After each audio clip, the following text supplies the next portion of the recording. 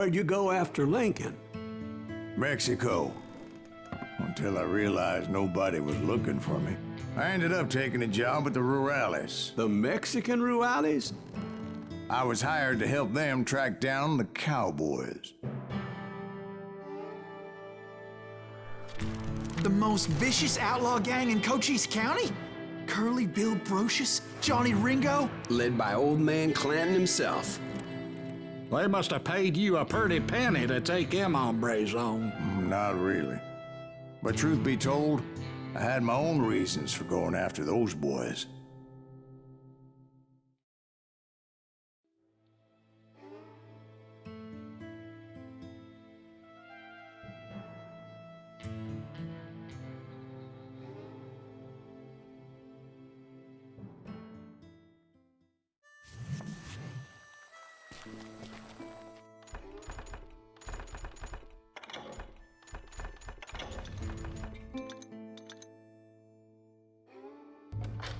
So was the bastard you were after now riding with the cowboys? Roscoe Bob Bryant was his name. Oh. But no, this time it was a different bastard I was after. The aforementioned Mr. Ringo. And yes, he was working for old man Clanton. I came upon them robbing a stagecoach, which wasn't surprising, being they were such murderous thieves and bastards. The bandits wore red scarves, so I knew they worked for the old man. Over there! I did my best to help those poor passengers.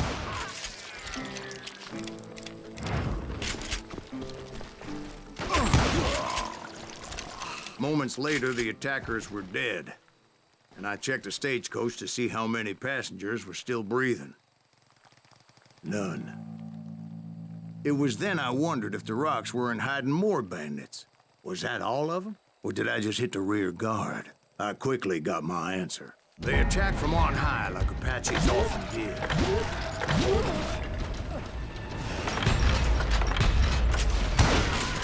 They would appear in great numbers from above and rain down lead on their hapless enemies' heads, making use of the high ground and whatever else they had.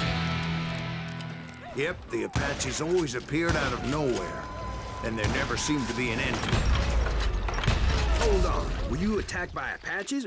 What happened to the cowboys? Did I say they were Apaches? I said Clanton's cowboys attacked me Apache style. I was in a pitched battle, but I was holding my own against an overwhelming enemy force. See, at the time, I was still pretty green and would often blunder into regrettable situations. But I just kept shooting at anything I could see up in those damn rocks. I didn't see Ringo, but I knew he was with the cowboys. He and Roscoe Bob had done me a dreadful wrong, and I was determined to have my revenge. But to get to Ringo, I knew I'd have to fight my way past these other assholes first. Unfortunately, I was running out of ammo. Another perfect example of my relative inexperience as a hunter of men. I immediately knew that a tactical retreat was called for, as my vengeful fury was much less impressive without the bullets to back it up.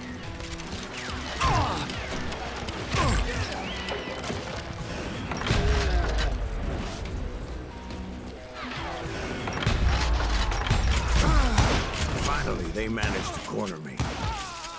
Trapped as I was, the odds of my survival seemed pretty slim.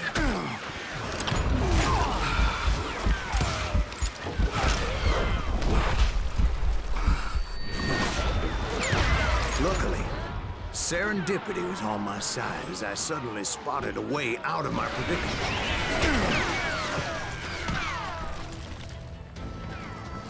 He's getting away! I ran ahead as if the devil himself was after me. Bullets were whizzing by my ears, but I wasn't about to roll over and die. I just kept running like there was no tomorrow. Because there wouldn't be if Clanton and his men caught up with me. As I was scurrying around those caves, I thought, what was I thinking? Going up against a gang like this?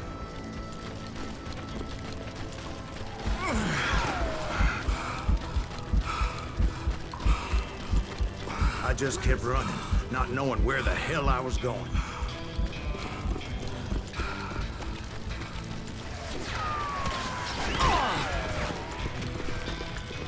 And that's when something miraculous happened.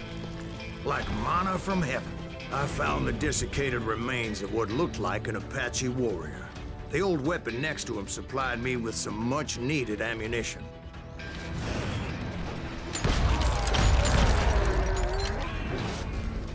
Bat Masterson once told me it was more important to be lucky than good, and he would know.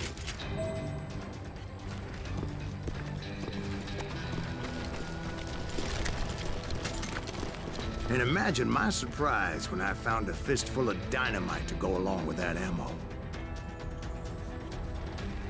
That stroke of good fortune evened the odds and bolstered my confidence. It was time to turn the tables. Time for the prey to become the predator. Time for the hunted to become the hunter. Time. All right, Jesus, we get it. They were right where you wanted them. That's right, Jack. I was done running. And the old man's boys were not expecting that. No, sir. I came at them like a wildcat. My fury knew no bounds.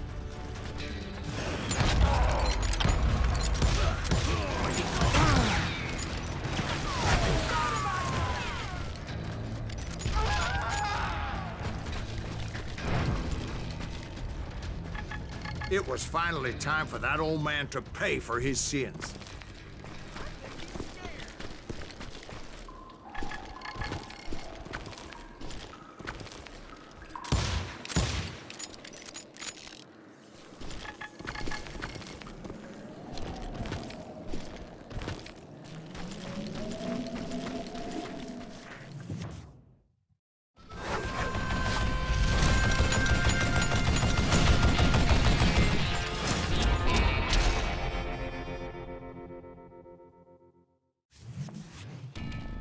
I yelled out at the top of my lungs, "Clanton, I'm coming for you!"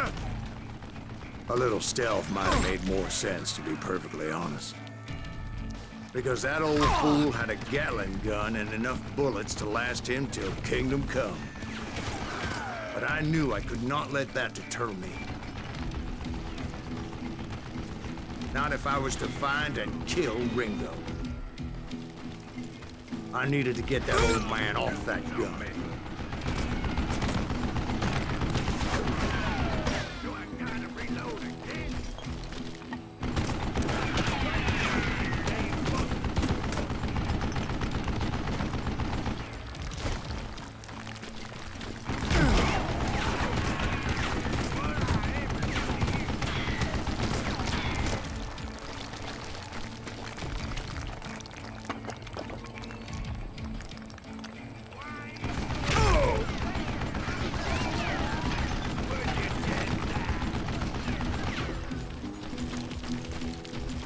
Most everyone thought it was the Ruales who had come up against him in Guadalupe Canyon, but it was just me. I don't know how you live this long.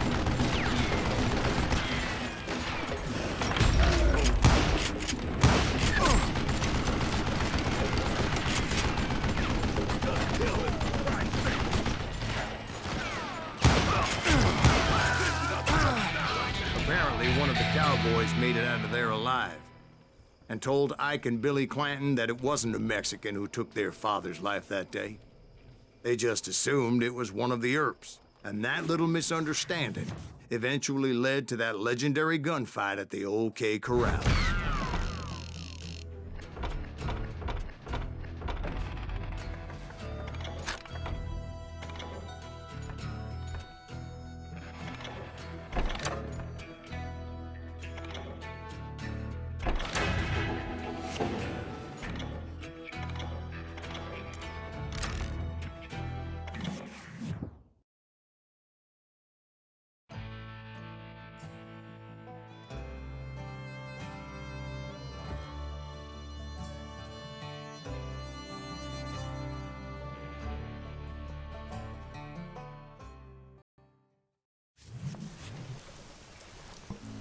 A few weeks after that dust-up at the OK Corral, I was still after Johnny Ringo.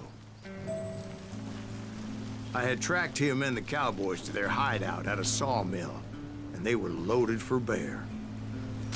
So, what exactly did Johnny Ringo do to piss you off? Well, him and that other bastard. Roscoe Bob Bryant? Yep.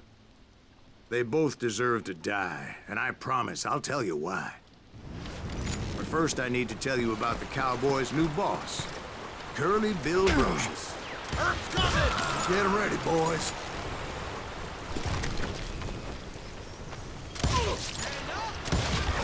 Curly Bill took charge of the Cowboys upon the old man's demise, and after that gunfight at the OK Corral, the Clantons wanted revenge.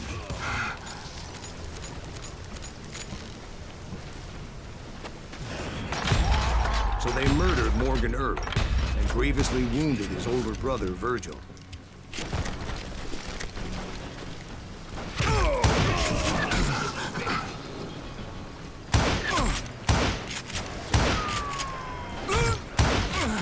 Wyatt and Doc went on what became known as the Vendetta Ride, hunting those outlaws down. So when I showed up, that's who they thought I was.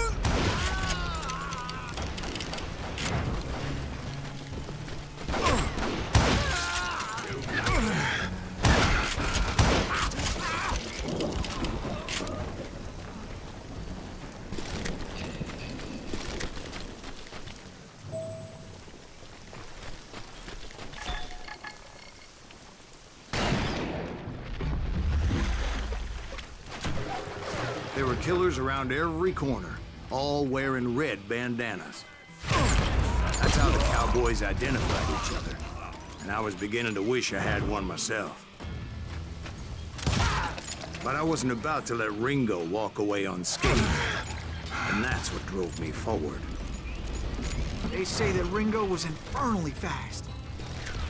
I hardly saw anyone faster, boy. Certainly not Wyatt Earp. That man was all hat and no cap. Earp wasn't much of a match for him. Doc Holliday might have taken him. That Lunger should have kept his nose out of it. They never charged anyone for the murder of Morgan Earp. But everybody knew that Curly shot him in the back. That was common knowledge. Yeah, maybe so. But Ringo had nothing to do with it. He was just being loyal to a friend. Excuse me, sir. I have a question. What's that, Dwight? After old man Clanton died, why didn't his son take over the Cowboys? Because Ike Clanton was dumber than a box of rocks and a yellow belly to boot.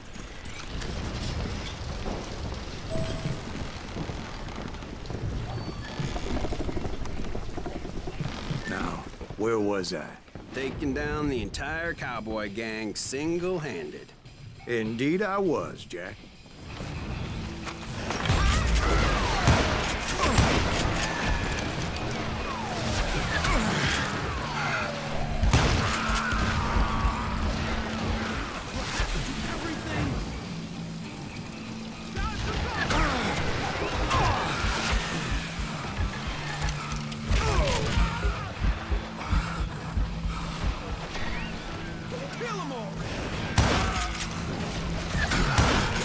Though it wasn't easy, as those boys had good cover.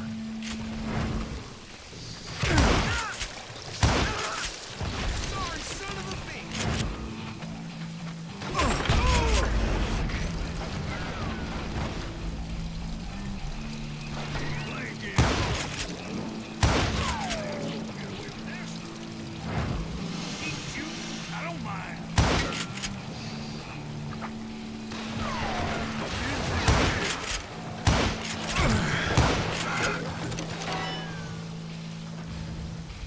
Can you shoot around corners?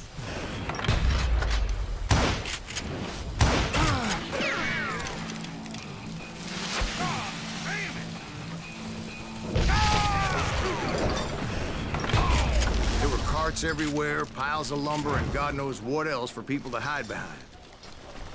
That really was one hell of a sawmill. Quite an impressive operation.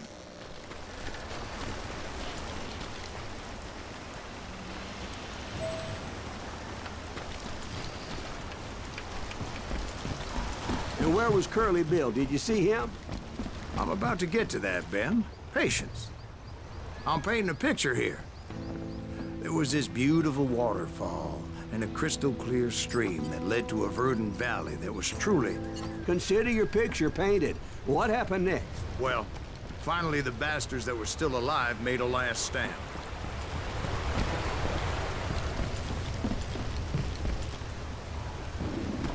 Curly Bill, Johnny Ringo, and his compadres took off into the lumber yard, and I followed after.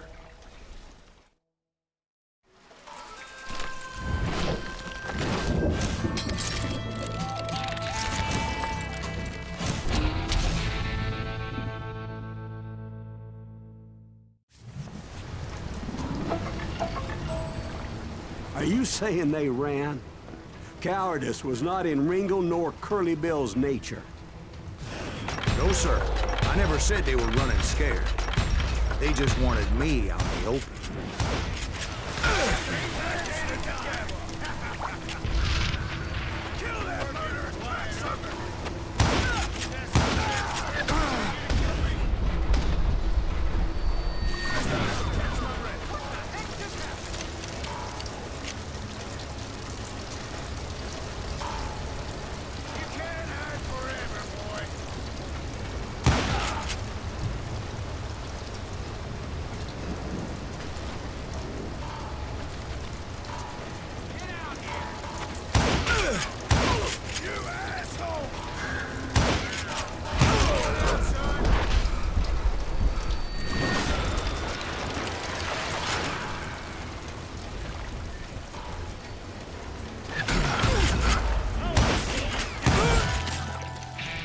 Brocious gave me no choice but to take his life.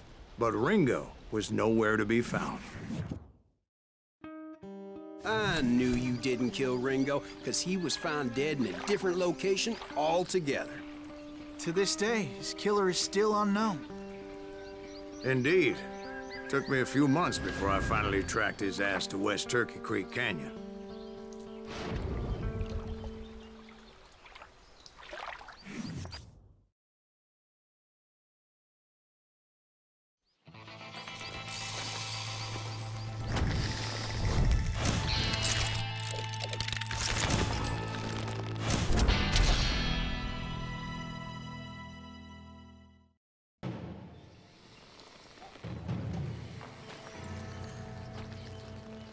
That's incredible, sir. I always thought that Doc Holliday was the one that killed him.